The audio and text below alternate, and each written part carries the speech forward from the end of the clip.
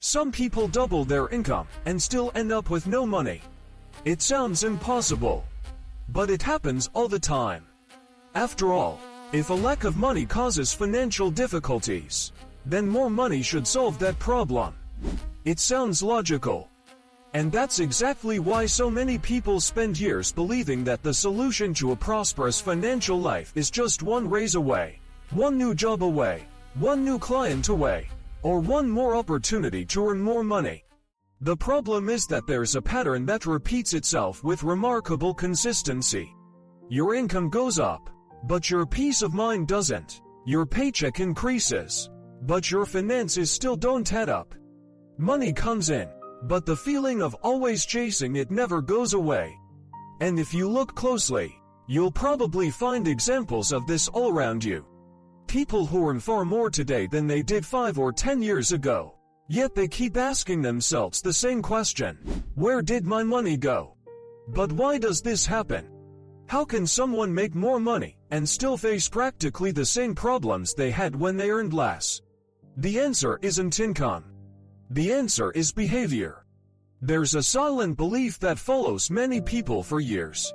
The idea that good financial habits will automatically begin once there's more money available. You think you'll start investing when you earn more, that you'll organize your finances when you earn more, that you'll stop living paycheck to paycheck when you earn more. The problem is that, in most cases, when that money finally arrives, it encounters the same habits that were already there before. And old habits produce old results.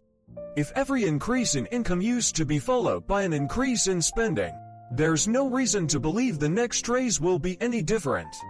The money changes, but the behavior stays the same. And when that happens, what you accumulate is more frustration. This is where something interesting happens. When your income increases, your lifestyle tends to increase along with it.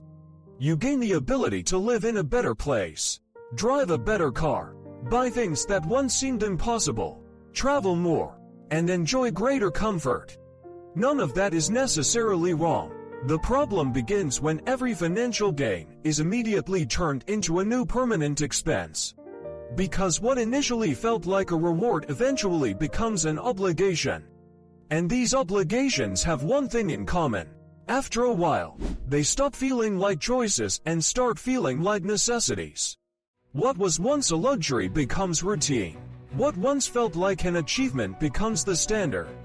And when that happens, the increase in income disappears without you even noticing.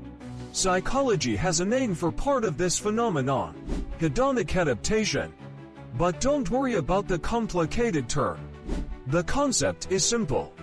As human beings, we have an incredible ability to get used to improvements.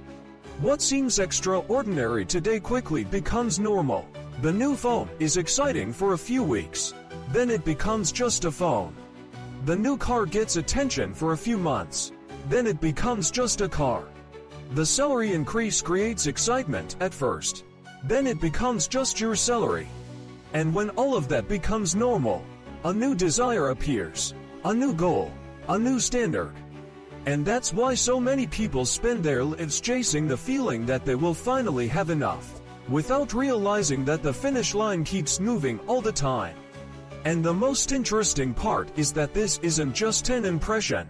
Thomas Stanley, researcher and author of The Millionaire Next Door, spent decades studying the behavior of people who managed to build wealth throughout their lives.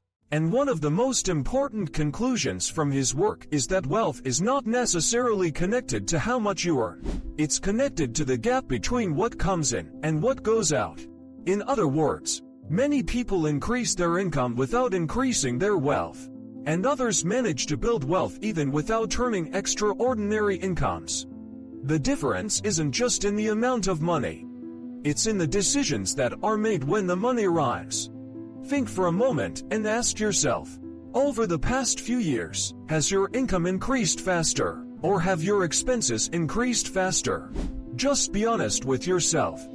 Because this question often reveals more about your financial health than the amount of money you earn. Many times, the problem isn't turning too little, It's that every financial gain is immediately consumed by an equivalent increase in your lifestyle. And when that happens, you can work more, earn more, yet the financial pressure will always be there, bothering you. Perhaps the most important point of this video is understanding that every time your income increases, you arrive at a crossroads. It's that short period between earning more and getting used to earning more.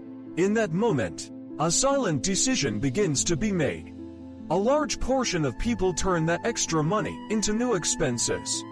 Meanwhile, a small portion turns that extra money into wealth, investments, emergency savings, or new sources of income. At first, the difference between these two paths seems small.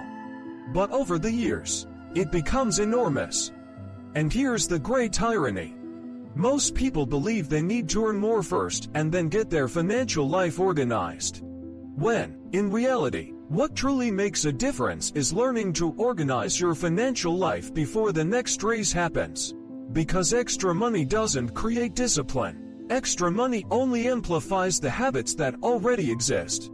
If the habit is spending without a plan, more money means more spending. If the habit is building wealth, more money accelerates that process. An increase in income works like an amplifier. It magnifies what was already there. That's why the real mistake isn't wanting to make more money. On the contrary, pursuing professional growth, better opportunities, and new sources of income makes perfect sense. The mistake is believing that income alone will solve problems that actually belong to behavior. Because the problem isn't earning more. The problem is allowing your lifestyle to grow at the same pace. And when that happens, the race that was supposed to bring freedom ends up trapping you in a more expensive version of the same life. If you want to understand why some people earn more and stay in the same place, while others manage to turn income into freedom, consider subscribing to the channel. Because money matters. But how you behave when it arrives matters even more. Until the next video, and success.